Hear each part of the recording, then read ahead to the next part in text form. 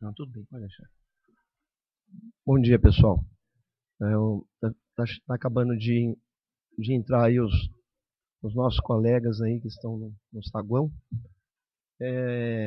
A nossa reunião hoje é uma reunião mais técnica.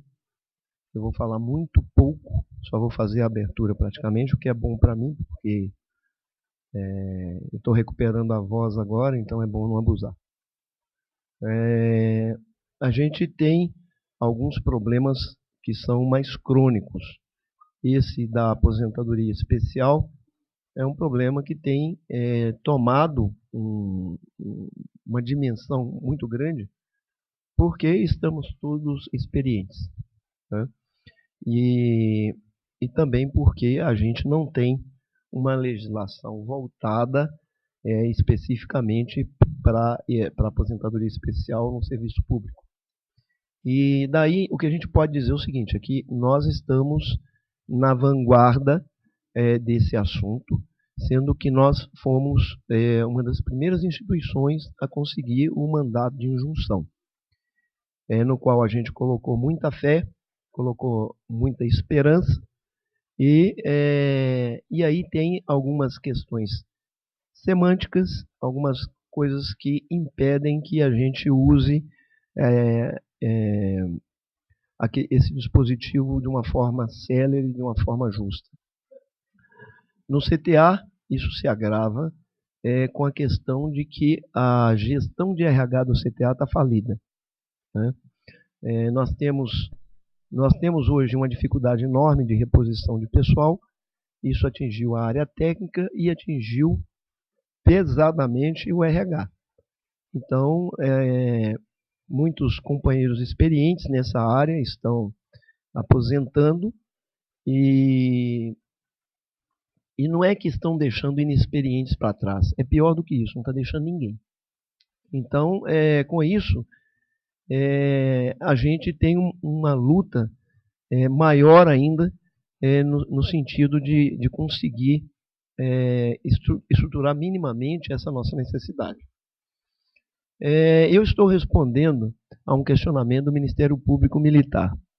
Já respondi a duas notificações, uma do promotor de justiça e outra agora do procurador. E nessa segunda resposta a essa notificação, eu peguei muito pesado, partindo da premissa de que se a Procuradoria de Justiça tem como querer averiguar as circunstâncias em que se deram aqueles questionamentos colocados, aquelas questões colocadas ali, referência rapidinha de junho do ano passado, eles também teriam que ter a coerência de buscar aquelas questões, essas outras questões. Então eu coloquei lá o seguinte, que o CTA não tem uma estrutura gerencial adequada para o RH, não mantém as pastas dos servidores atualizadas, não disponibiliza os laudos requeridos por lei, não tem médico do trabalho, não emite o laudo técnico pericial. E aí eu coloquei tudo que não tem ali, tá? Então, quer dizer, mais detalhado que isso seria ler esse documento para vocês. E aí a gente tem que partir para essas coisas. Não aceito de forma alguma as desculpas que a direção do CTA dá de que a nossa lei é muito, que o nosso regime jurídico é muito complexo. Não aceito de forma nenhuma. Não tem nenhuma lei oculta, não tem nada ali escondido.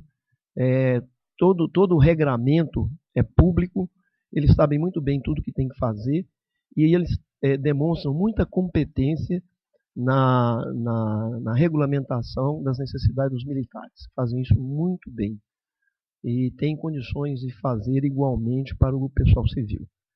O regramento militar é um, do civil é outro, mas o trabalho, o escopo do trabalho é o mesmo. Então, aquilo que eles já fazem muito bem para o pessoal militar, eles conseguem, tem como ser feito para o pessoal civil, né? Isso demonstra, isso ficou muito claramente demonstrado esse tanto que é atrapalhado o CTA é por conta do recente episódio do reenquadramento de GQ. Enquanto os nossos companheiros aqui do INPE receberam já no mês seguinte, em junho, que foi a data dessa rapidinha que gerou essa controvérsia toda com o Ministério Militar, nós tínhamos apenas 15% do pessoal do CTA já reenquadrado e recebendo as gratificações com o passivo de janeiro. E esse atraso levou a que muitos companheiros nossos tivessem os seus processos tão demorados, com tantos retornos de vai e volta e uma série de atrapalhada feita ali, que eles têm hoje dinheiro retido em exercícios anteriores. Então, nós temos esse problema, que é um problema difícil de ser resolvido. Mas, e aí eu termino dizendo o seguinte, que administrativamente, e já com um gancho para o jurídico, a gente enviou ao DCTA uma solicitação de todos os documentos previstos na orientação normativa 14 e 15, aliás, 15 e 16, de dezembro, do Ministério do Planejamento. Eles devolveram para a gente dizendo que as OMs têm autonomia administrativa e que, portanto, a gente mandasse para as OMs essas solicitações. Fizeram um agradozinho ali, escrito à mão ali, a lotação de cada um daqueles servidores que estavam ali. Estão listados todos os servidores sindicalizados. Todo mundo sindicalizado está ali listado. Não poderíamos, de forma alguma, e a coisa está cada vez mais apertada nesse sentido, eu acho até que é justo, a gente não tem representação sobre quem não é sindicalizado, né? Então, ali, à frente do nome de cada um, colocaram a lotação deles. E nós achamos que seria muito mais efetivo e rápido a gente preparar essa documentação e enviar para cada OM do que criar caso. Tá? Na verdade, nós podemos fazer as duas coisas, porque daqui a pouco a gente começa a ter pulverizadas as ações no sindicato. Ao invés de a gente demandar contra o DCTA, vamos ter que demandar individualmente contra cada OM. Eu acho que isso daí é uma coisa absurda. A gente já tem essa situação de que a gente tem o RH do DCTA desvinculado da DIRAP, e aí você já tem essa questão de quem é a competência de tal coisa. Então a gente não concorda com isso. Mas nesse caso específico, por questão de estratégia, a gente decidiu encaminhar os documentos. Já foram encaminhados, já foram protocolados esses documentos. Eu vou passar para o Dr. Sodero, que daí ele fala, o que eu penso eu não sei o que o Dr. Sodero preparou, mas eu penso em uma preleção e depois uma abertura para a gente deixar vocês à vontade para fazer qualquer pergunta que vocês queiram. Tá certo? Então, Dr. Sodero, por favor.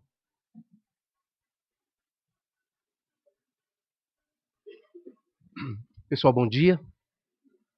Essa reunião veio a calhar e parece que ela é muito importante neste momento que a gente está passando, porque desde 2001 o sindicato tem trabalhado com essa questão da aposentadoria especial.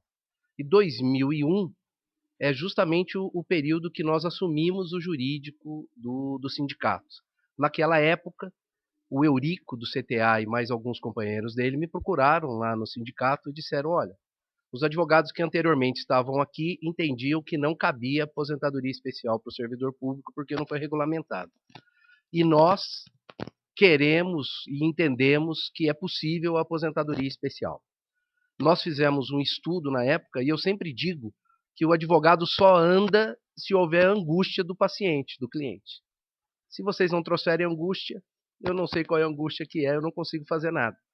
E com a angústia do Eurico e do grupo do Eurico, nós então passamos a defender a ideia da aposentadoria especial. Então, se vocês olharem nos processos que nós temos lá no sindicato, vocês vão ver que a partir de final de 2001, início de 2002, nós já começamos a entrar com as ações pedindo aposentadoria especial para os servidores do INPE e do CTA. Alguns desses processos judiciais já foram julgados, tem servidores que se aposentaram e tiveram incluído no seu percentual de aposentadoria o período especial, tanto CLT quanto RJU, já receberam, inclusive, o novo benefício de aposentadoria, os proventos de aposentadoria, com essa somatória, e também já receberam os atrasados, já pagaram imposto de renda, todas essas coisas. Né? Alguns outros servidores que não queriam se aposentar, mas queriam contar o tempo para efeito da isenção do PSS, do abono permanência, também já conseguiram ganhar ação, ok? E já estão recebendo a diferença, alguns estão em fase de cálculo. Então, desde 2001, o sindicato tem trabalhado com essa ideia. Vocês vão ver nessa breve apresentação que eu vou fazer uma apresentação que todo mundo se enquadre, todo mundo se encaixe, porque eu acho que algumas das perguntas que vocês vão fazer ou gostariam de fazer, a gente já vai responder com a apresentação, e depois vocês ficam à vontade para fazer qualquer pergunta. Vocês vão observar que, e é isso que eu quero que vocês entendam, é que, embora cada um de nós estejamos preocupados com a nossa aposentadoria, e é natural que nós estejamos preocupados com a nossa aposentadoria, nós precisamos fazer aquela evolução inversa do Google Earth, né?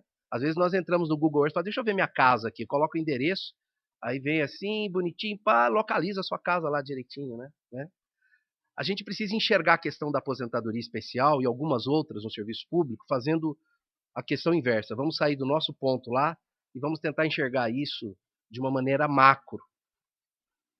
E se a gente tentar enxergar de uma maneira macro, nós vamos observar que o governo vai utilizar de todos os mecanismos possíveis e impossíveis para os senhores não se aposentarem.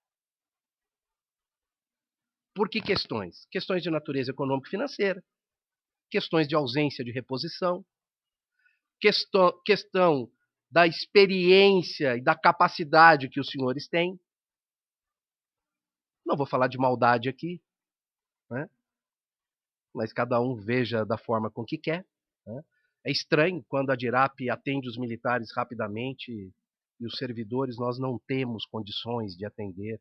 Olha a nossa estrutura. Né? Bom, então essa é a situação. A ideia é passar aqui um geral da aposentadoria especial, colocar as novidades, nós temos novidades sobre a aposentadoria especial. Nós estamos montando estratégia coletiva e estratégia individual que andam conjuntamente. Então, a ideia é abrir essa estratégia. A gente sabe que a gente está abrindo a estratégia aqui, a AGU sabe dela, são quase 20 para as 11, quando for 11 horas a AGU já sabe da estratégia que nós estamos montando. Mas não tem jeito da gente se comunicar a não ser conversando com vocês aqui, porque senão fica parecendo que a gente não está fazendo nada e a gente está fazendo um bando de coisa. Então vamos lá. A primeira questão é estabelecer o que é aposentadoria especial, porque há muita confusão da questão da aposentadoria especial, né? O pessoal faz uma confusão entre receber adicional de insalubridade, receber adicional de periculosidade, não receber o adicional e ter ou não ter direito à aposentadoria especial. São coisas absolutamente díspares, diferentes, né? A aposentadoria especial ela existe desde a década de 1960, numa lei de um pindamonhangabense, chama Eloy Chaves. Eloy Chaves estabelece, então, a possibilidade de quem atua trabalhando em atividades e exposto a determinados agentes agressivos, a ele se aposentar mais cedo. E a ideia é muito simples. Não é para salvar o coitado do segurado da Previdência Social, não. É para salvar o sistema. Por quê? Porque se ele fica doente, ele custa para o Estado.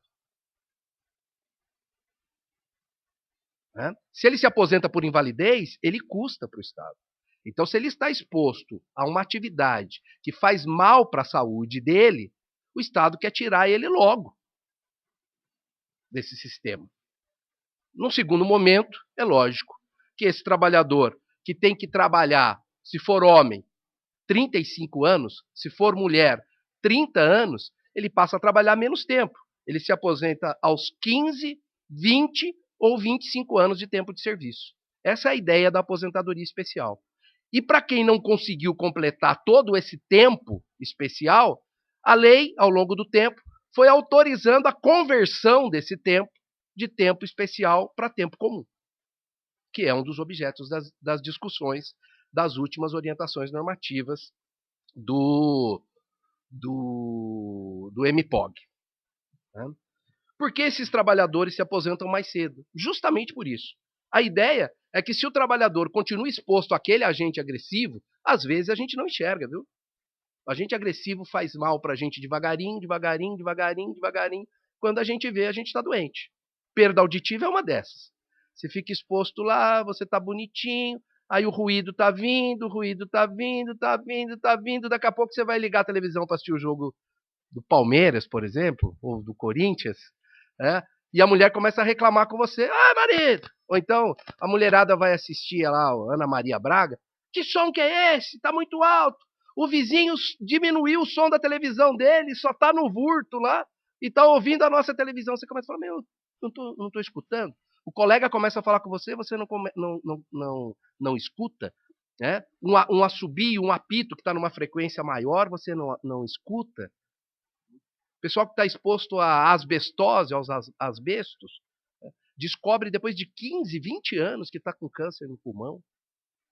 Então, essas coisas são lentas. Então, antes que atinja, a ideia do Estado foi tirar essa pessoa da atividade.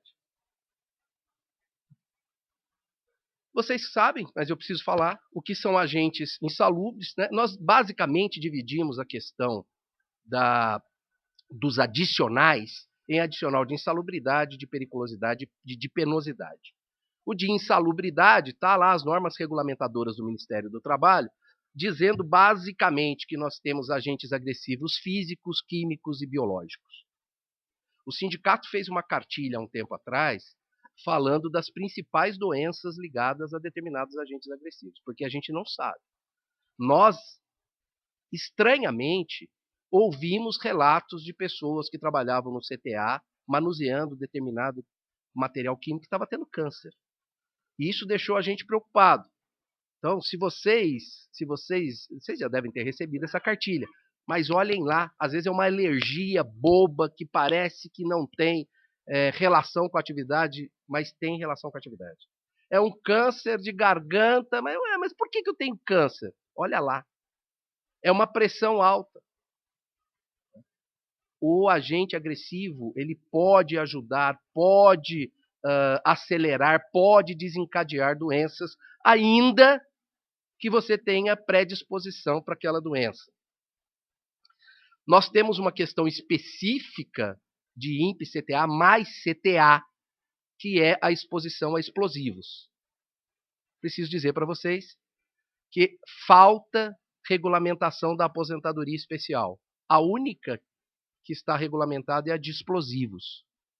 Esses dias atrás, perdemos uma ação de aposentadoria especial aqui, fizemos recurso para o Tribunal Regional Federal em São Paulo, e o Tribunal Regional Federal reconheceu que era aposentadoria, a única aposentadoria regulamentada era de explosivos.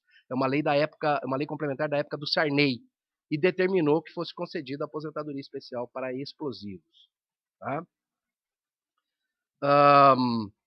Os agentes perigosos, então nós temos eletricidade, explosivos, inflamáveis e radiação ionizante também.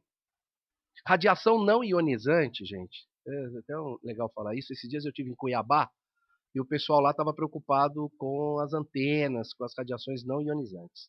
E não tem nenhum trabalho que comprove que radiação não ionizante é causadora de câncer, ok? Então, fiquem claros isso. Eu conversei, inclusive no dia que eu estava em Cuiabá, com talvez o maior perito do Brasil nessa área, que é o Dr. João Batista Opes Júnior, e ele me disse, ele estava até no Rio Grande do Sul, ele falou, Sodero, não tem nenhum trabalho nessa área dizendo que radiação não ionizante traz câncer. Então, o pessoal que trabalha aqui no INPE, especialmente com antena e tal, fica pelo menos mais tranquilo com relação a isso. Existe uma diferença entre agente insalubre e agente perigoso, né? Que normalmente o pessoal que faz os laudos não sabe, mas o agente insalubre você tem que estar exposto de modo habitual e permanente. Agora, o agente perigoso não. O fato de você entrar numa cabine de energia 2, 3 vezes por dia, 1 vez por dia, já é o bastante para você ter direito ao adicional de periculosidade e, eventualmente, também a aposentadoria especial, embora receber adicional e receber aposentadoria especial não tenha nenhum vínculo, né? Se você faz se é um guarda que faz uma ronda no paiol de explosivos, ainda que ele passe lá de vez em quando, existe o risco iminente. Essa é a diferença. E o trabalho penoso ele é mais complicado, porque a legislação ainda não estabeleceu muito claro o que é o trabalho penoso. Mas a gente conhece uma porção de atividades de trabalho penoso, por exemplo, o pessoal que trabalha em mina de subsolo, que eles até aposentam na especial com 15 anos de tempo de serviço. Há um trabalho interessante de um juiz do TRT, do Tribunal Regional do Trabalho de Campinas, que é o Jorge Luiz Sotomayor, e ele fala, e é muito legal, ele é bem radical, mas ele é um cara muito respeitado, e ele fala que o trabalho penoso é basicamente um assédio moral, determinado pelo empregador. Ou seja, você é obrigado a fazer aquela atividade, às vezes você fica, na indústria metalúrgica acontece muito isso, o pessoal que fica trabalhando em posição viciosa, levantando peso, fazendo serviço repetitivo, muitas mulheres fazendo serviço repetitivo na indústria, mexendo com pecinhas pequenas, tendo que produzir, né? Lá tem um painelzinho de quantas peças produziu. Essa pressão toda, ela traz um mal para a saúde. Quando a gente fala, mas o trabalho é estressante. Todo mundo tem o seu trabalho estressante. Agora, tem uns trabalhos que estressam demais. Vocês imaginam que você tem que produzir aquela quantidade de peças pequenininhas, que não pode ter o retorno da peça, os chamados não conformes. Então, pode se caracterizar o trabalho penoso. Mas ainda não é bem definido na legislação. Como é que a gente comprova a atividade do segurado na aposentadoria especial? Olha, o INSS, desde 1960, estabeleceu como é que a gente comprova a atividade especial. É muito simples. É muito simples. Eles criaram uns documentos que eles denominaram DIRBEM 8030, DSS 8030, depois chamou SB40, esse quase todo mundo conhece, e hoje chama PPP, Perfil Profissiográfico Previdenciário. Basta o engenheiro do trabalho ou o médico do trabalho assinar o documento. Na indústria, inclusive, na iniciativa privada, não precisa nem o médico do trabalho, nem o engenheiro do trabalho assinar. Pode ser o chefe do RH. Eu estou dizendo isso porque quando a decisão do mandado de injunção que nós temos diz que nós devemos, a aposentadoria especial deve ser feita na forma do artigo 57 da Lei da Previdência Social Geral, ela subcarrega todo esse arcabouço do INSS. Então, lá no INSS, o gerente da empresa, o chefe de RH assina o tal do PPP, dizendo, esse cara está exposto a esse agente. Não precisa de médico. Ainda mais onde não tem médico. Ou finge que tem médico, mas não tem médico. Ou o médico não quer assinar, porque é medroso, assustado, apavorado. Né? Então, assim, essa forma de comprovar, inclusive ela vem até 1995 de uma forma, e depois de 1995 ela muda um pouco. Mas não é nada de complicado. Por exemplo, até 1995, telefonista tinha direito à aposentadoria especial. Precisava fazer algum laudo que ela estava exposta a explosivo, a inflamável? Não. Só o fato de estar escrito lá na carteira de trabalho dela, telefonista, ela tinha direito à aposentadoria especial.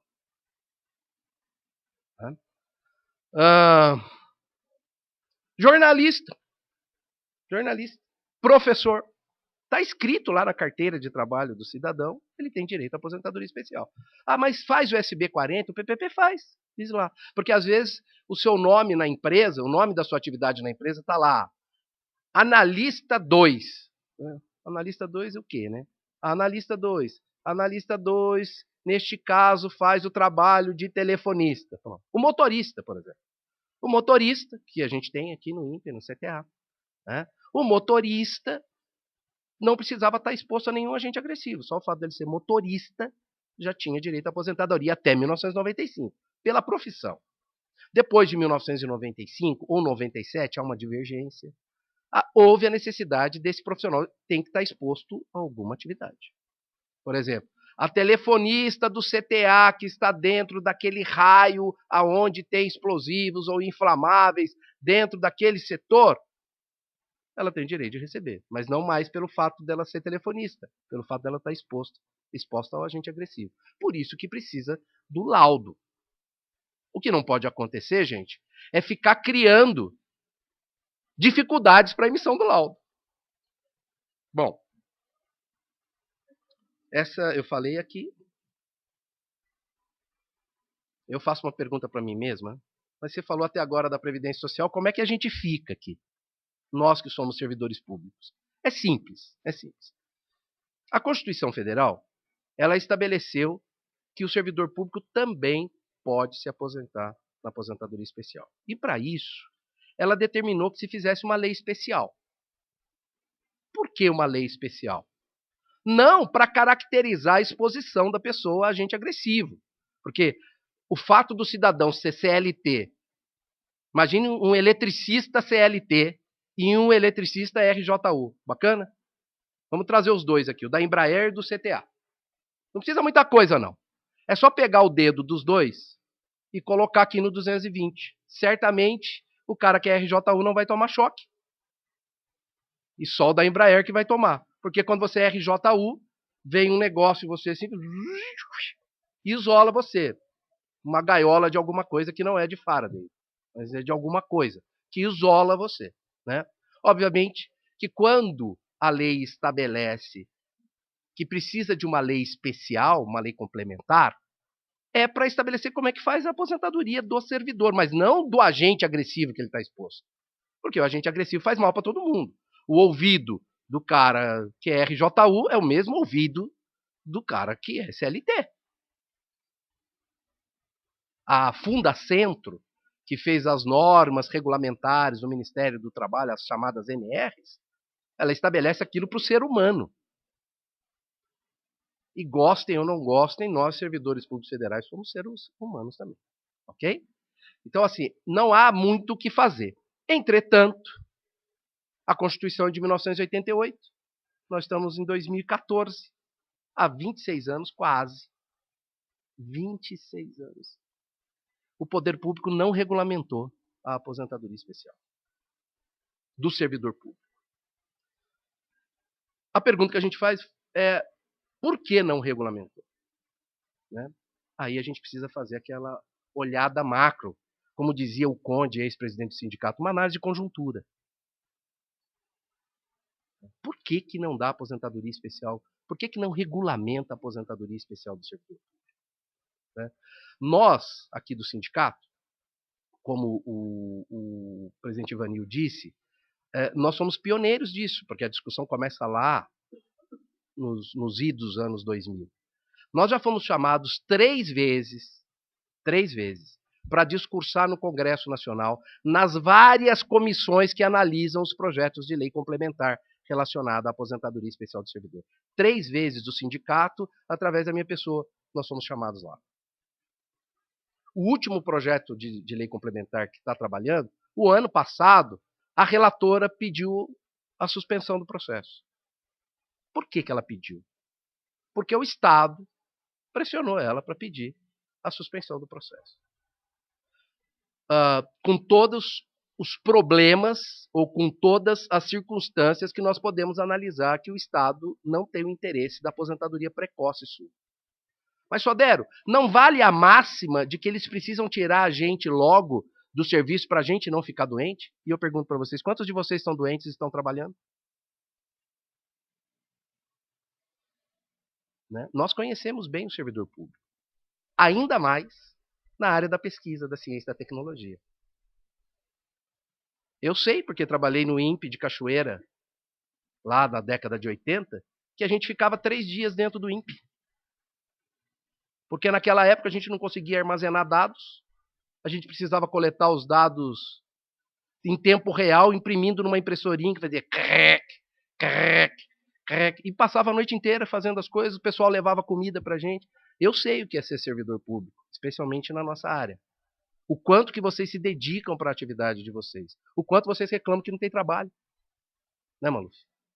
Enquanto vocês queriam ter trabalho e vocês não têm trabalho. A indignação de vocês com relação ao que se faz com a área de ciência e tecnologia. Então eles apostam que vocês vão continuar trabalhando, mesmo doentes.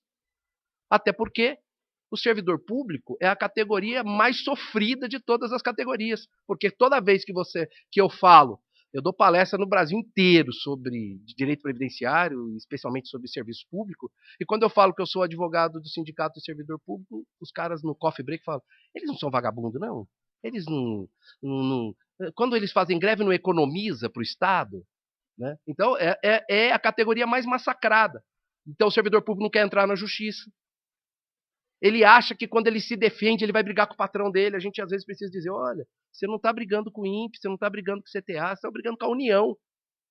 Porque senão o cara tem medo. O cidadão tem medo. Então, do ponto de vista macro, o Estado, não estou falando do governo, hein? É o Estado, ele aposta nisso. Ele aposta nisso. Bom, então, depois de quase 26 anos de Constituição, a resposta é não, não existe lei complementar. No entanto, a Constituição Federal, e aí que foi o mote do nosso mandado de injunção, a Constituição Federal, no artigo 40 da Constituição Federal, quando ele cuida do servidor público, ele diz o seguinte no parágrafo 12, aplica-se no que couber o regime geral de previdência social ao servidor público. Aplica-se no que couber. E esse foi o mote do nosso mandado de injunção. Ou seja, se o governo não regulamentou, aplica, então, a Lei 8.213, que é a do INSS, do nosso vizinho aqui da Embraer, do pessoal da GM, pessoal da Aços Vilares, da Gerdau, da Confab, da Band Refrigerations, da TI, de todas as indústrias que nós conhecemos. Tá? Preciso dizer para vocês, então, que nós já participamos por 3 oportunidades a convite de 3 comissões. Comissão de Seguridade Social na Câmara Federal, Comissão do Trabalho, Administração e Serviço Público e Comissão de Seguridade Social e de Família